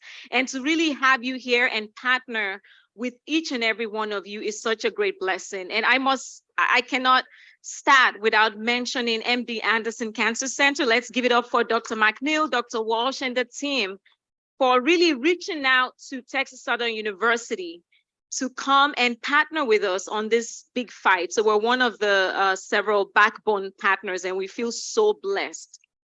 My goal today is to really advocate for all of us on this fight, and in looking for new interventions, prevention services, as well as new technologies. A lot of us are here today as I like to say overcomers. We're overcomers of breast cancer because a lot of people worked so hard to look for the interventions we're enjoying today. So let's give it up for those people working on all those interventions day and night.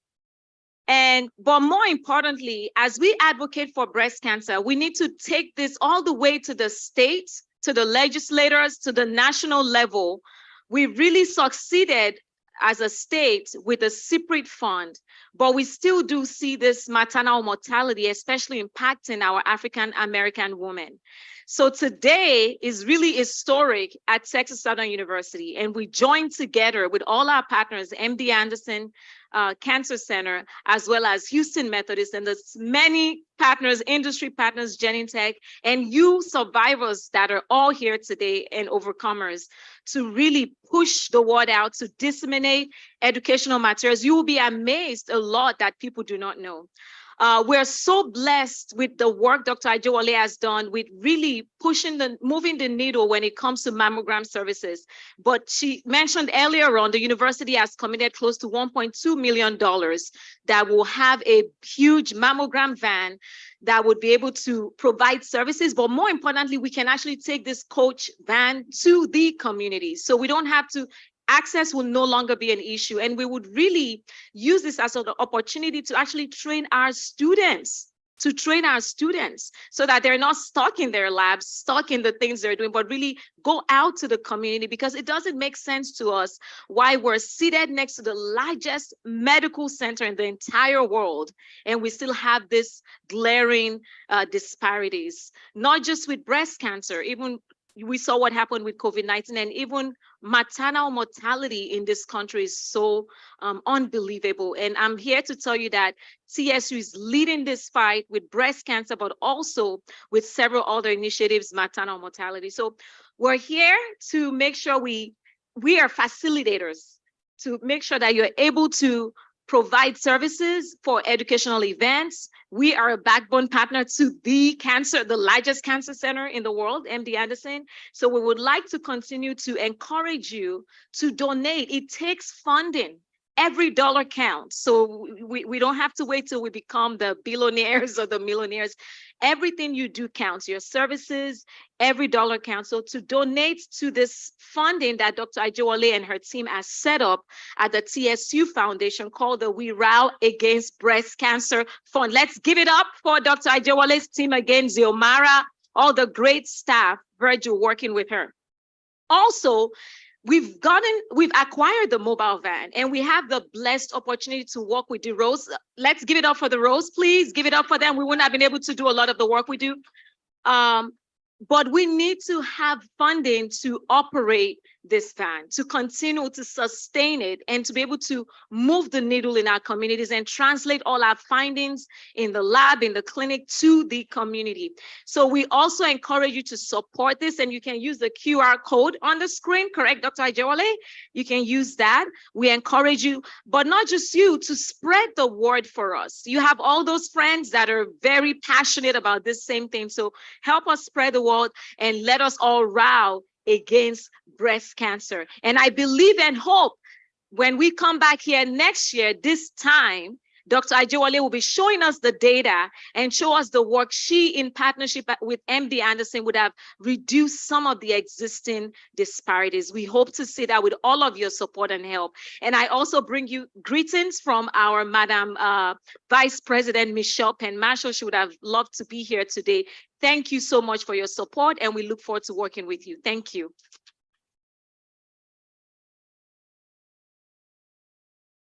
Thank you again, Dr. Olale. We are very grateful for your support and for your leadership. And thank you, Dr. McNeil. We are very grateful. I will want to make a call out to the TSU debate team. Is TSU debate team here? I think I saw a few of them earlier. Yeah.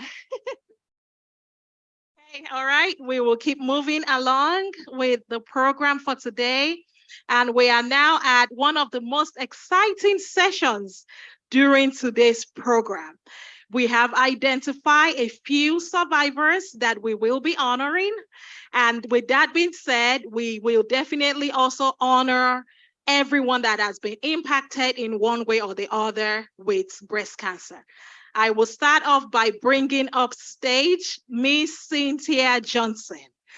Miss Cynthia Johnson is a 5-year breast cancer survivor. And we did hear a bio earlier when she moderated the panel session. She has been an incredible support for our program. And Miss Cynthia, we appreciate and celebrate you. Thank you. Please let me hold on.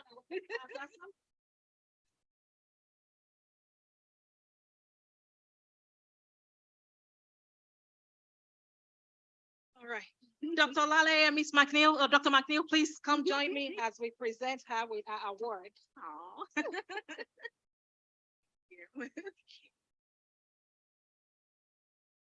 My phone is in the way. Hold on, let me.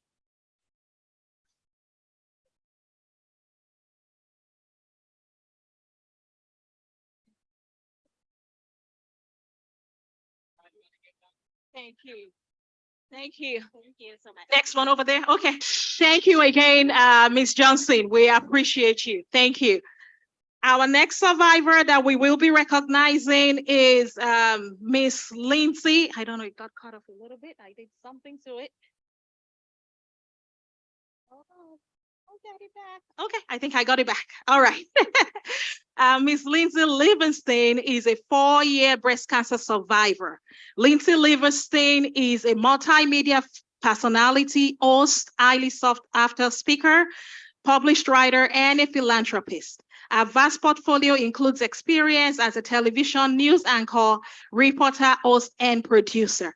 Lindsay was diagnosed with stage 2 triple negative breast cancer in July of 2019 and deemed cancer-free in February 2020. In October 2020, she founded the Survive Her, a thriving nonprofit whose mission is to inform, inspire, and empower a community of breast cancer survivors and supporters. Lindsay is on our community advisory board for the Breast Cancer Screening and Prevention Center, and she was actually the person that inspired me about the opportunity to create the funding program. She has to be out of state during, today's program. She travels everywhere, spreading the word about breast cancer.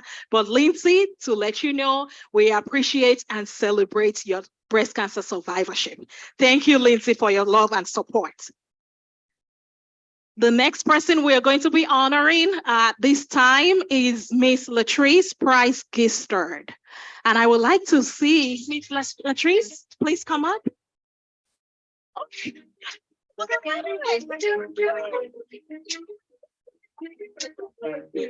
Yes, Latrice Price Gistard is an independent broker owner of HCI Mortgage LLC. She is a wife. She's a mother of 3, a mother-in-law, and a grandmother. Even more exciting, on the 15th of September of this year, she was 14-year breast cancer survivor. That is great, double digits, hooray.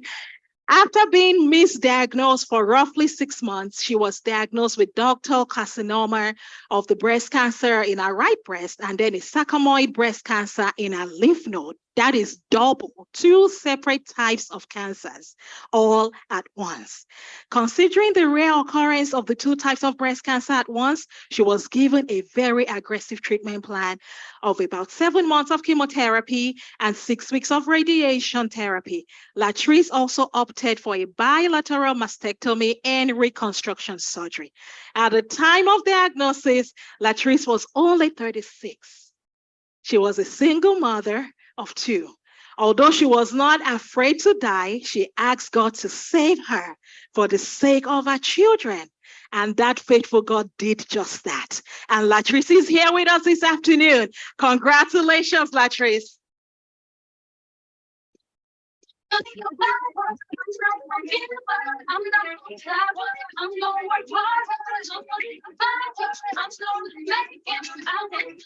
Dr. Lale and Dr. McNeil, please join us.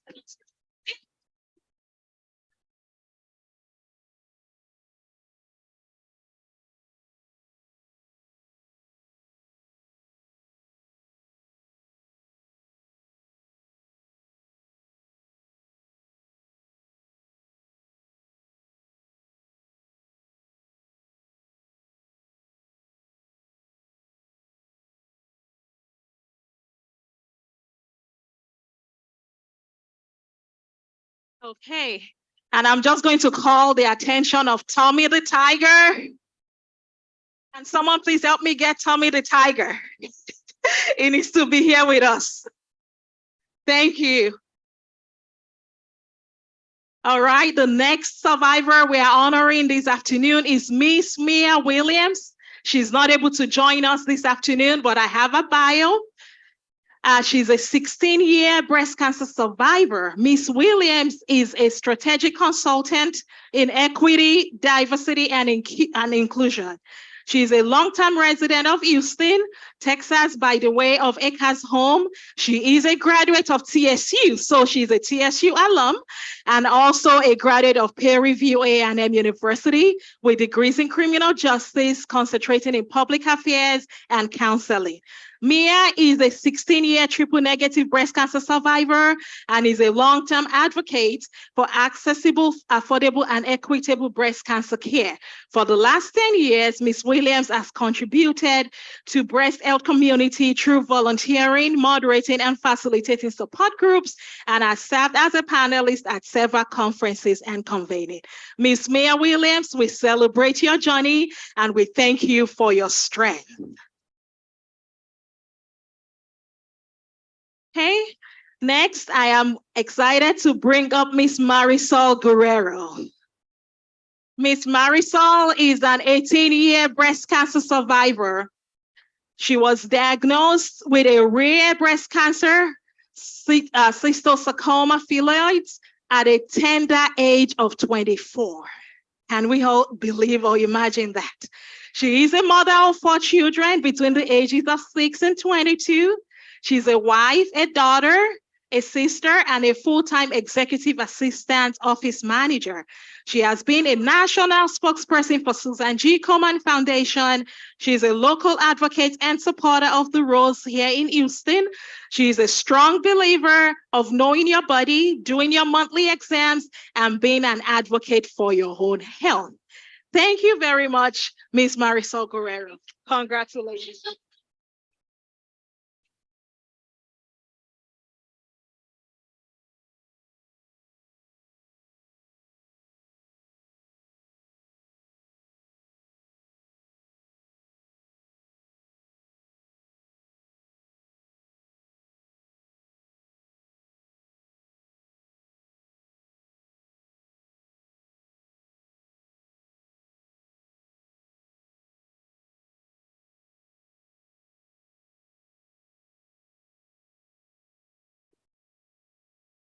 All right, the last but not the least survivor that we will be honoring this afternoon is an 8-year breast cancer survivor, Miss Bernice Joseph.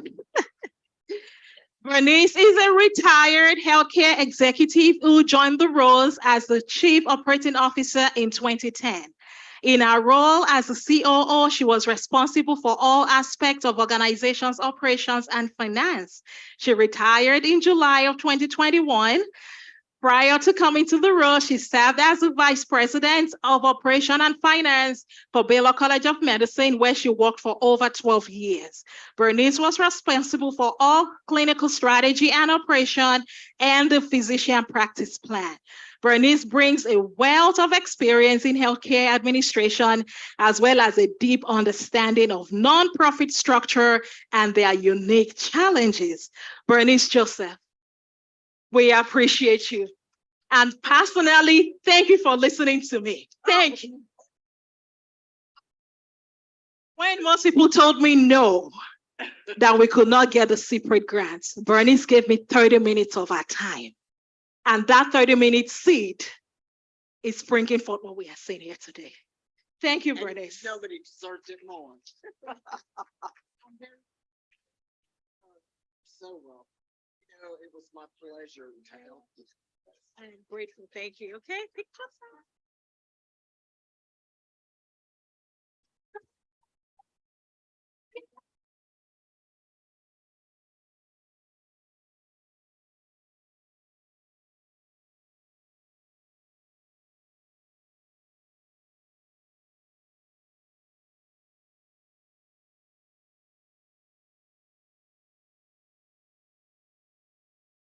I would like to call up all the survivors that were honored for a group picture, please.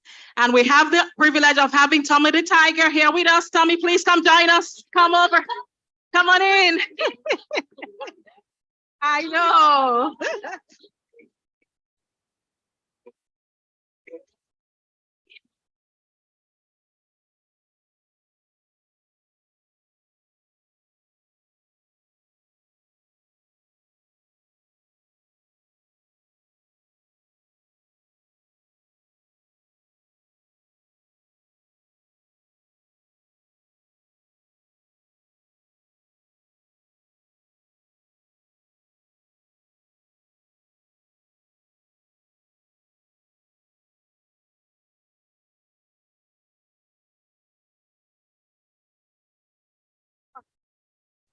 Yes, so again, thank you, everyone. And at this point, I would like to bring up everyone that has been impacted with breast cancer. Even if you have not been honored, we honor and respect your journey. So if you are a breast cancer survivor, you are a family member to someone that is going through treatment, you have been a caregiver for somebody who has fought or currently fighting breast cancer, please come join us. We honor and celebrate each and every one of you, please. Thank you. Without you, but I'm stronger. You thought that I'd be wrong without you, but I'm richer. You thought that without you, I never you. Thought I would be wrong without you, now I'm coming. Thought that I'd be helpless without you, but I'm smarter. Thought that I'd be wrong without you, but I'm jealous. Thought I would excel without you, so now you.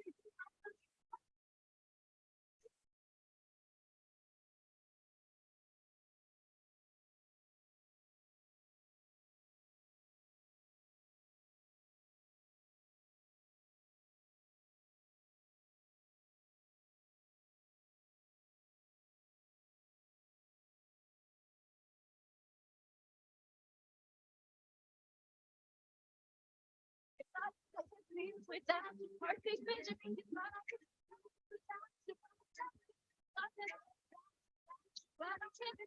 Thought that I would tell you without you, sometimes thought it would be over now.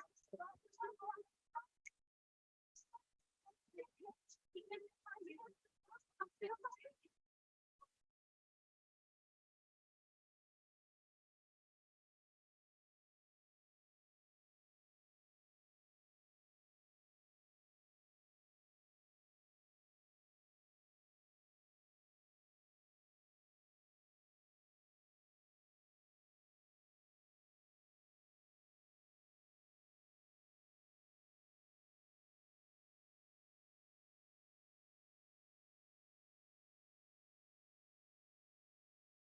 Appreciate everyone that has patiently waited, even though we've gone over time.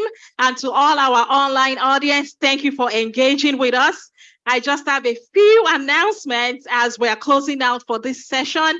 Like I said earlier, I mentioned that community engagement call, we are having an event every single month. So guess what? November is Diabetes Awareness Month, and we will be partnering with the Diabetes Awareness Network under the Houston Health Department to host an event on Saturday, November the 4th. And we have labeled that Creating Pathways to Healthy Living Through Cooking, Drinking, and Eating. So please feel free to join us. If you have your folder, the flyer for this event is in that folder.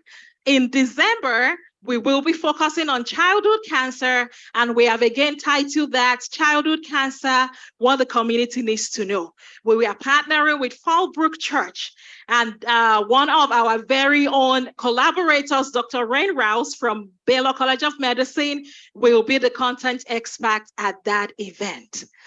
And guess what? Few weeks ago, Dr. Lalea called me and she told us that we received our ASSA grant to empower us to establish a center addressing maternal health here at CSU. So please, let us celebrate and appreciate God. And thank you, Dr. Lalea, for your leadership on that. With that, we will be having our maternal child health education and outreach. This is going to be in January 27th. It's a Saturday. So please save the date and come join us as we engage in addressing maternal health inequity in our community. Several people spoke earlier about clinical trials. I mean, the lady that spoke earlier around that area, I hope we were able to get our contact regarding participating in clinical trials. CSU is positioned to help empower the community regarding clinical trial participation. So save the date, April 20th, 2024, by the grace of God, we will be having our 4th Clinical Research and Engagement Conference. So please join us and be a part of the conversation. Again, this is a slide about all the announcements. Complete the survey, give us your wonderful feedback.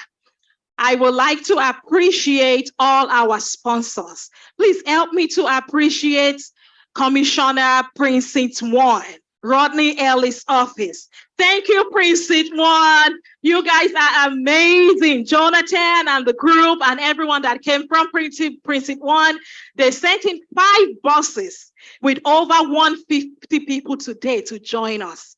How amazing is that partnership? We are grateful. Genentech, thank you for being a sponsor. We appreciate you, Genentech. And MD Anderson Group, thank you for supporting and partnering with us on this initiative. To all our vendors all around on the Tiger Walk and on all the mobile units, we want to say thank you. In the interest of time, I won't go over each and every single name, but thank you all for supporting and being a part of this program. Okay, I'm going to pause here and please request that everybody should help me to appreciate our staff. Please. I did not do this alone, okay? They put in hours and efforts to plan and implement, and we are grateful. Again, this is a collaboration among several departments in the university. Every logo that you see on the screen involved people that answered an email, called me, texted me, did something so that way today's program could be possible. I want to appreciate TSU Foundation, our interns and volunteers, all our vendors, elected officials, and most importantly, the community. I am grateful to this community for opening up and being a part of our program today. Okay, this is the setup. Our vendors are lined up all around, and we will be going to engage with them shortly. Guess what, guys? This is going to happen again next year. And it's going to be bigger. It is going to be better. October 18th. Please save the date. October 18th, 2024. We will be roaring against breast cancer, and we will have more data, more results, and greater level of engagement. Again, we are TSU, Community Engagement Corps, the Breast Cancer Screening and Prevention Center. Engage with us and be a part of this program. Okay, you all can see the excitement happening behind me. Can you see it? They are here. It is the TSU Tiger Sensations Dance Team. Please help me to welcome this group as we have this wonderful presentation. Over to you, Coach G. Thank you.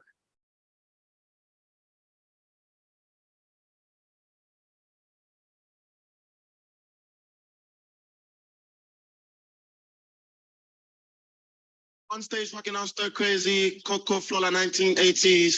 Come, let's still I drop lazy. None of that maybe. Energy. Energy. Hey, Evie. Energy.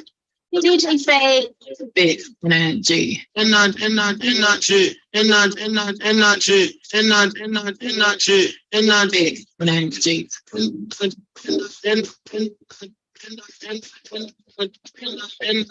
Big energy. Stays crazy.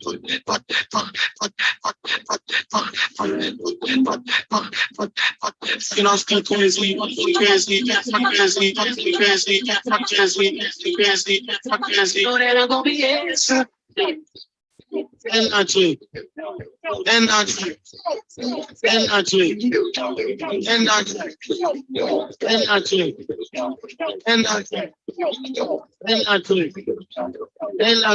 Oh, it's corrupt, and you know that we do it grinding. You know that I'm gonna be there, struggling the camera go. Keep on waiting like that. That's the way them boys sound when I walk through the black. Big energy.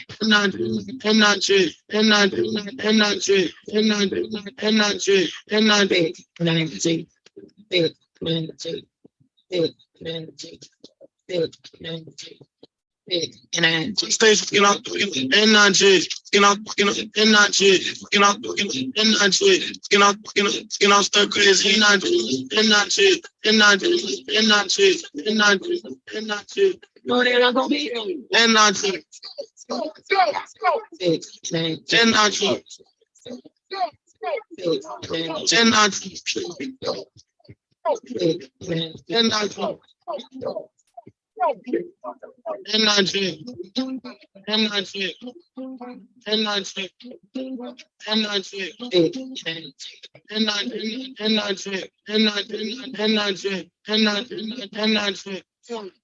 Energy.